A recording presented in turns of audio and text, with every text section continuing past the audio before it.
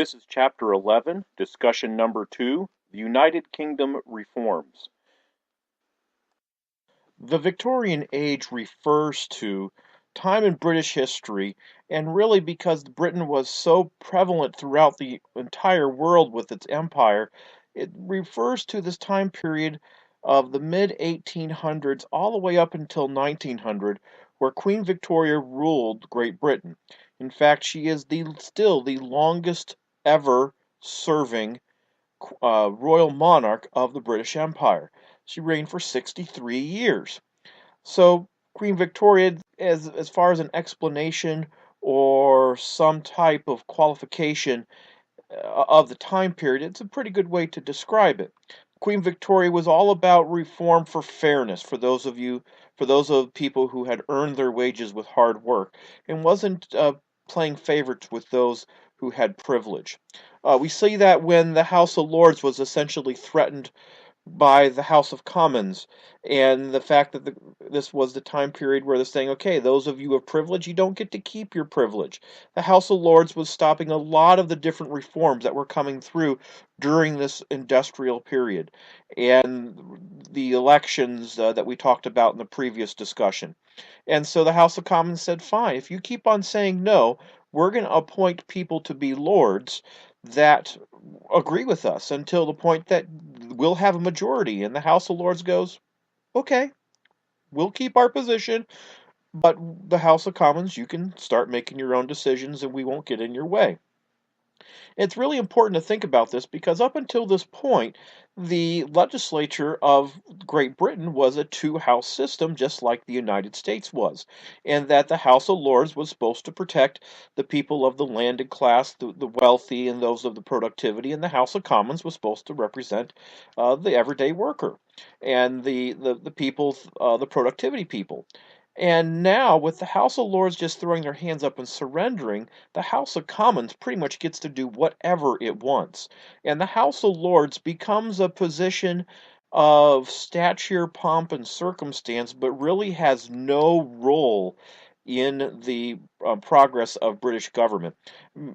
For example, there are several musicians that have been named Lords of the Realm that would qualify them to be in the House of Lords. So now that the House of Lords has been pretty much pushed out of the way, and that House of Commons is pretty much calling the shots, we're going to see some economic changes and reforms happening in Great Britain. For example, the Corn Laws were going on in Great Britain. And what the Corn Laws were is that all the imports that were coming into the United Kingdom were being taxed. Now, was this a popular idea? Well, if you were a farmer, yes, because when those foodstuffs were coming into the country and they were being taxed, that made them more expensive. And when you make things more expensive, that means the local people can charge higher prices and they can make more money. However, free trade supporters were like, we don't like the Corn Laws, we want to get rid of them. But there was another group of people who also weren't in favor of the Corn Laws and essentially making the local farmers richer were everyone else. Because that would mean that all of their food was becoming much more expensive because everyone was charging higher prices. The incoming imported food had to charge higher prices because of the tariffs, and the local food producers were charging higher prices simply because they could and still were able to compete with the imports. And so everyone else who, food was too expensive, people couldn't afford it, people were going hungry, and they're like, stop it. So that's one of the big ideas that helped the social and economic reform of Great Britain was this idea that we're not going to play more favorites to the landed farmers, but that everyone would have an equal opportunity to make money. Another idea of social reform that came through during the Victorian age, right at the very beginning, was that for a long time, British ships were the ones who were carrying the most slaves to the most places across the world. Of course, that might be a direct result of the fact that they had the world's largest navy, but still, they were in the slave trade. However, they made it illegal for any British ship to carry slaves in 1833. Now, that's quite significant because if your number one transporter can't transport them anymore, that put a huge misery chunk out of slavery and started people getting to realize that this may not be the best thing on the thing to do with slavery. Of course, we in the United States in the 1860s fought a civil war over the end of slavery and the role of states' rights in the idea of slavery. But Great Britain really started the ball rolling and started calling an ethical debate about the proper role of slavery in a civilized society. Uh, Great Britain also eliminated the death penalty for several capital crimes. Instead, criminals were transferred to penal colonies for Australia and New Zealand. That's why New Zealand and Australia kind of have that reputation of being wild and not quite straight-laced, is because originally they were prison colonies and they're started out being populated by people who weren't obeying the law.